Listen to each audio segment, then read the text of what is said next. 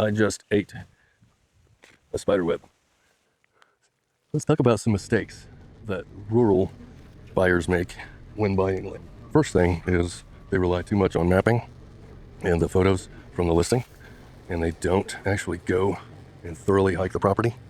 And when you're walking the property, you try to get around all the perimeter if possible, and ideally, if it's a decent property that has access, trails, and all of that.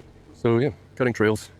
Sometimes you'll have a trail like this that's just big enough for a dirt bike or hiking through, and then other areas you'll have trails big enough for a side-by-side, a couple ATVs, even a truck if you wanted.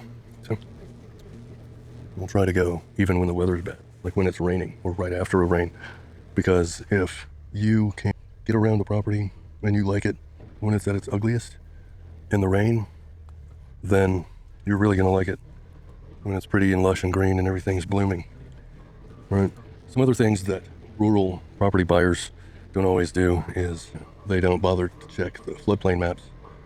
And I have a very good software I use for my buyers to keep everything organized. And it shows floodplains, pipelines, wetlands, transmission lines, soil types, contours, all kinds of stuff. It's really good. Some of the buyers don't always verify the utilities. As a real estate broker for them, I will often be able to do some of those things, but I've got close to 100 clients and buyers and sellers, and I'm not, I cannot do all of your due diligence. I can help you with a lot of it. Make sure that you're doing your own due diligence, right? Especially if you're working with an agent or broker who doesn't have a whole lot of land experience. That's okay. Somebody's got to learn somewhere. But, your agent or your broker may have plenty of experience and give you all kinds of information to do your due diligence.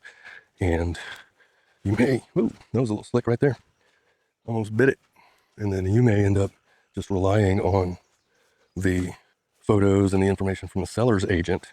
The seller's agent may just be relying on info from the seller that may not have any documentation, right?